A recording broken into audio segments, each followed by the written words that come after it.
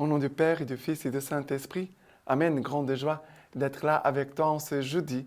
Chaque jeudi, c'est une journée spéciale dédiée à l'Eucharistie, aussi à la prière pour les papes, les évêques, les prêtres, les vocations sacerdotales, et aussi de renouveler notre amour pour l'Eucharistie et l'adoration. Alors, renouvelons cette grâce d'unité et communion dans l'Église et aussi dans notre amour envers Jésus eucharistique. Et n'oublie pas de marquer like dans ton appareil pour dire que tu aimes la Lectio Divina. La première lecture d'aujourd'hui, c'est Hébreux chapitre 7, à partir du verset 25. D'où il suit qu'il est capable de sauver de façon définitive ceux qui, par lui, s'avancent vers Dieu, étant toujours vivants pour intercéder en leur faveur.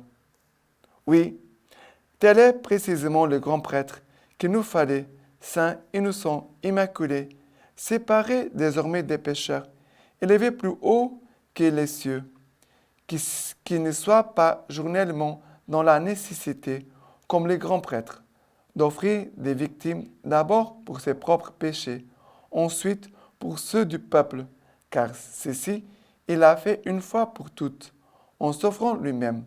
La loi, en effet, établit comme grand prêtre des hommes sujets à la faiblesse.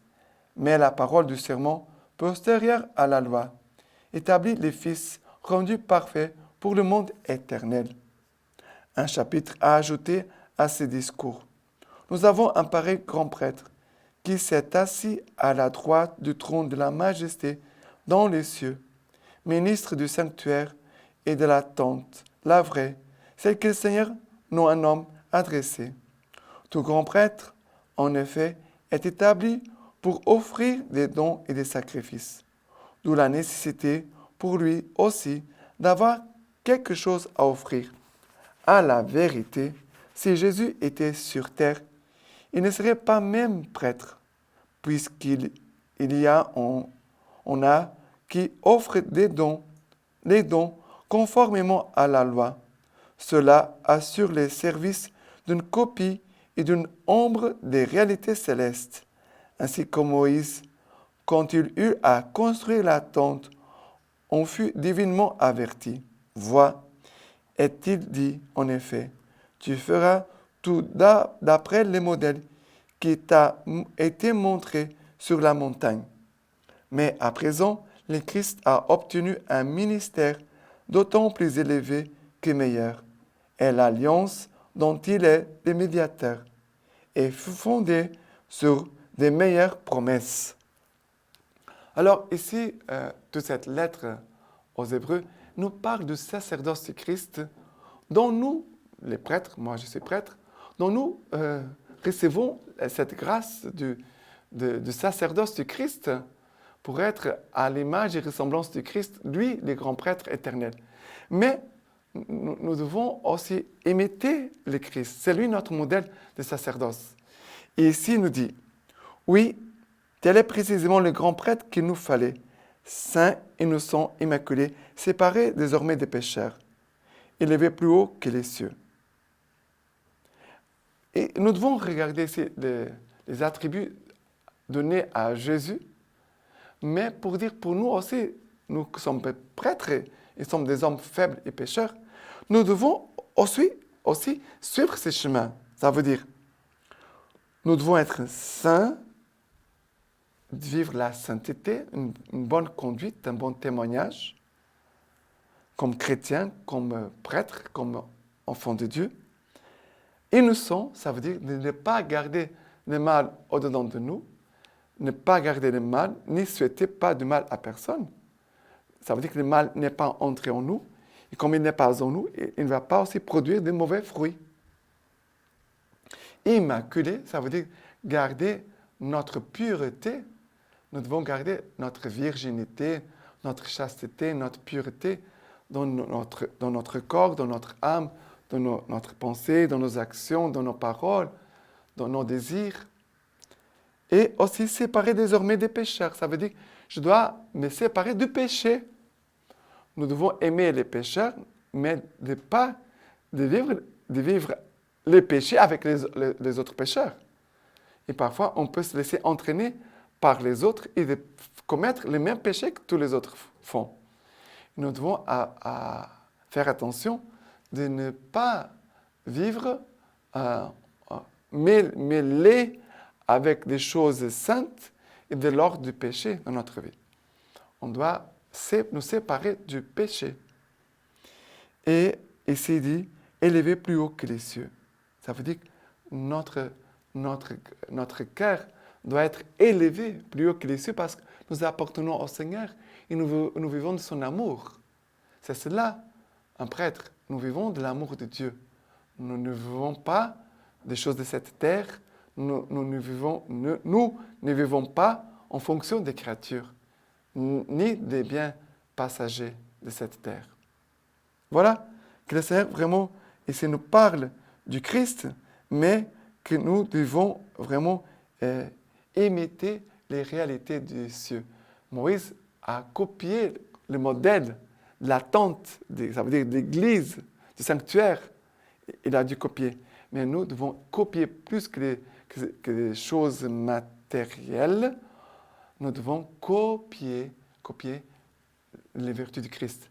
Que le Christ vienne vraiment laisser ses traits en nous, ses empreintes en nous, nous les prêtres.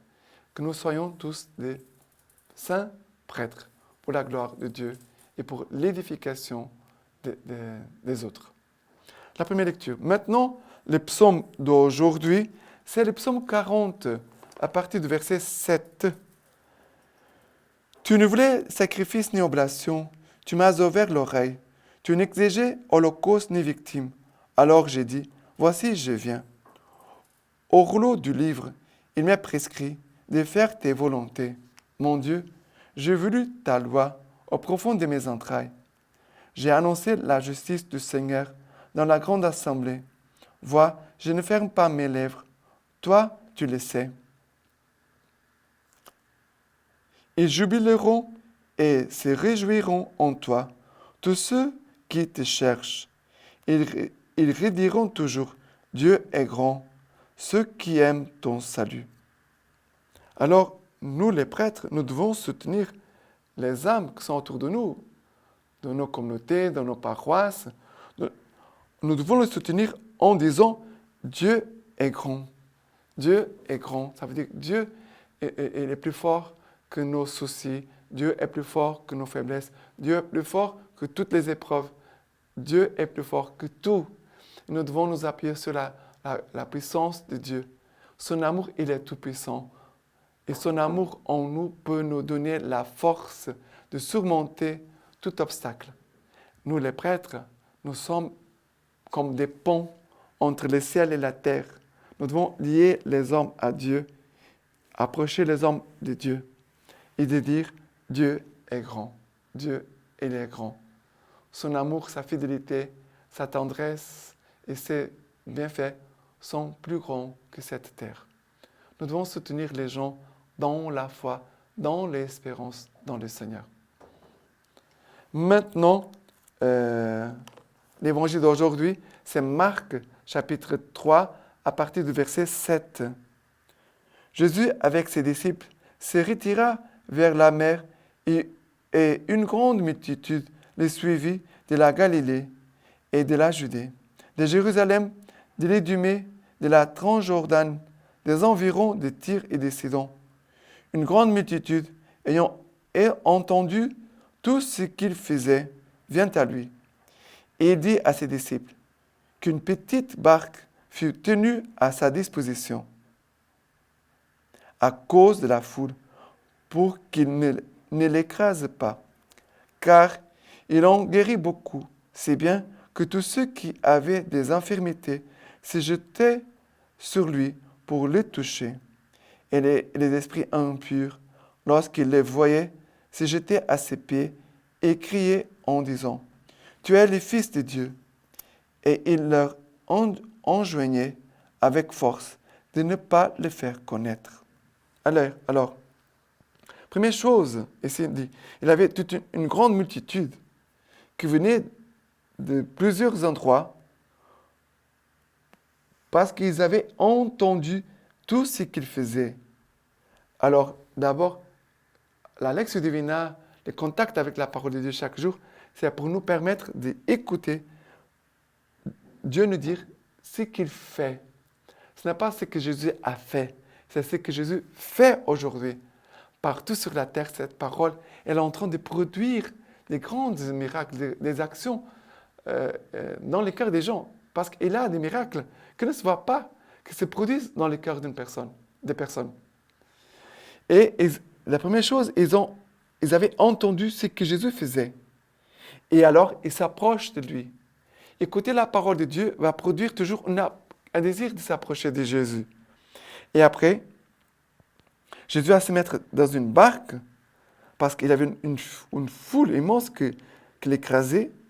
Et la parole de Dieu nous dit, car il guérit beaucoup, et si bien que tous ceux qui avaient des infirmités se jetaient sur lui pour les toucher.